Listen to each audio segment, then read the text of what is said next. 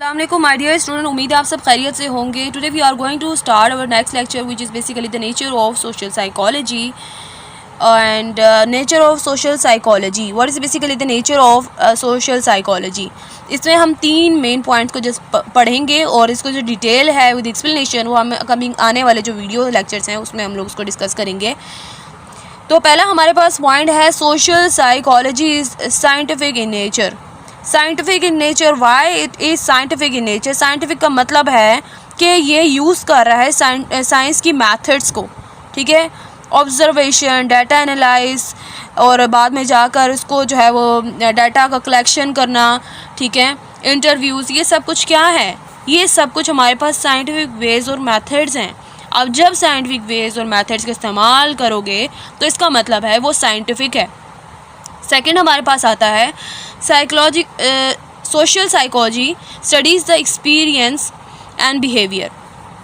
Experience and behaviour का क्या मतलब है? सोशल साइकोलॉजी एक्सपीरियंस और बिहेवियर को ही स्टडी करती है। जस्ट अगर हम सिर्फ साइकोलॉजी की बात करें तो हम क्या कहते थे, माइंड स्टडी है, बिहेवियर स्टडी है। यहाँ पर एक्सपीरियंस एंड बिहेवियर की स्टडी होती है। फिर थर्ड हमारे पास आता है causes of social behaviour and thoughts. अब सोशल साइकोलॉजी में हम ये करते हैं, देखिए जब साइकोलॉजी की जब हम बात करें तो जस्ट वो कहेगा कि उसका बिहेवियर ही है। अब यहाँ पे वजूहात भी पता की जाती हैं सोशल साइकोलॉजी में कि सोशल बिहेवियर का, इस रद्द अमल का, इसके सोचने की वजूहात क्या थी, मकसद क्या था।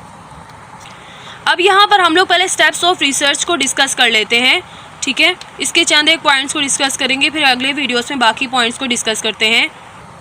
पहले हमारे पास है चूज़ द प्रॉब्लम, ठीक है। चूज़ द प्रॉब्लम में हम क्या करते हैं, हम जब भी रिसर्च के लिए जाते हैं तो हमें अपना टॉपिक पता होना चाहिए, ठीक है।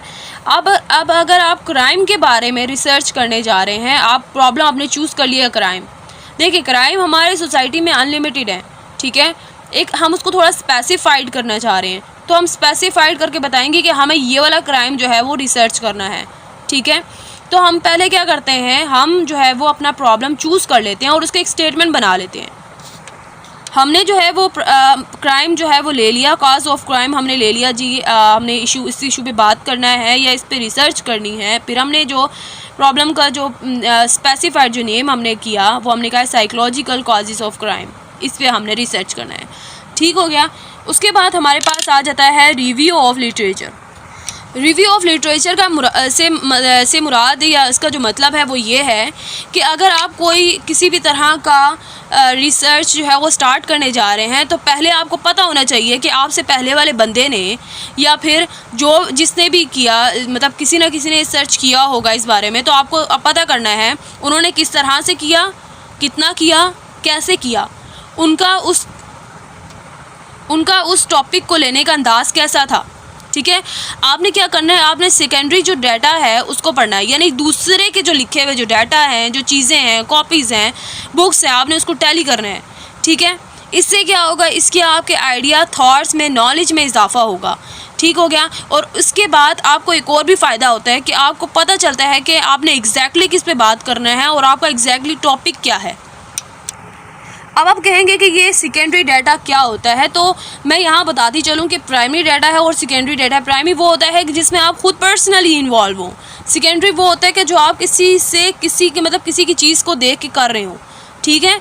इसमें फिर एडिशन करके जब आप चेंज करेंगे तो वो आपका प्राइमरी डाटा होगा, लेकिन आप एज इट इज़ दूसरे वाले को टैली कर रहे हैं तो वो सेकेंडरी डाटा है। फॉर एग्जांपल एक बंदा या बंदी कुकिंग जो है वो कर रही है, उसे बिरयानी बनाना है, उसे बिरयानी बनाने से पहले वो रेसिपी देखेगी और जो रेसिपी देखेगी तो उसका वो हमारे पास क्या है, वो हमारे पास सेकेंडरी डाटा है। और जब वो बिरयानी बनाना शुरू करेगी या बना लेगी तो वो हमारे पास, वो पर्सनली खुद इन्वॉल्व हुई है, तो वो हमारे पास प्राइमरी डाटा स्टार्ट हो जाएगा, ठीक हो गया। तो ये हमारे पास एग्जांपल है प्राइमरी और सेकेंडरी डाटा का। अब देखें आपको, अब यहाँ पर रिव्यू ऑफ लिटरेचर में मैं बता चुकी हूँ कि अगर आप रिव्यू ऑफ लिटरेचर लेते हो ना तो आपको अपना अंडरस्टैंड करने में आसानी होती है अपनी टॉपिक का, ठीक हो गया। आप क्लियर हो जाते हो अपने टॉपिक के बारे में, ठीक। उससे आपको नए आइडियाज़ मिलते हैं, आपके नॉलेज में इजाफा होता है, ठीक हो गया। Review of literature, clear about the topic. उसके बाद हमारे पास फर्स्ट हमारे पास क्या था कि हमने किया कि चूज़ ऑफ प्रॉब्लम हमने की, ठीक है। सेकेंडली हमने क्या किया कि रिव्यू ऑफ लिटरेचर ले लिया। थर्ड हमने क्या किया, रिसर्च डिज़ाइन करने लगे। रिसर्च डिज़ाइन में होता क्या है, रिसर्च डिज़ाइन में बेसिकली ये होता है, जिस तरह से हमने सबसे पहले में किया था कि स्पेसिफाइड हमने कर लिया था किसी प्रॉब्लम को, लिमिटेड कर दिया था। अब रिसर्च डिज़ाइन में ये होता है कि आप लिमिटेड कर देते हो या स्पेसिफाइड करते हो एक एरिया को, ठीक है। फॉर एग्ज़ाम्पल अगर मुझे रिसर्च करना है क्लास में मौजूद स्टूडेंट्स पे, तो क्लास जो है उस पर मैंने स्टूडेंट्स पे करना है। जो क्लास होगा वो मेरे पास क्या होगा, वो मेरे पास एक स्पेसिफाइड एक एरिया होगा, ठीक है, स्पेसिफाइड एरिया होगा। अब मैं सिर्फ उस क्लास की एरिया को ही लूँगी, मतलब कि अब मैं क्या करूँगी, वो मेरे पास एक सैम्पल है, ठीक है, एक सैम्पल है। अब रिसर्च डिज़ाइन में आप क्या करते हो, आप पूरे एरिया का एक सैम्पल ले लेते हो।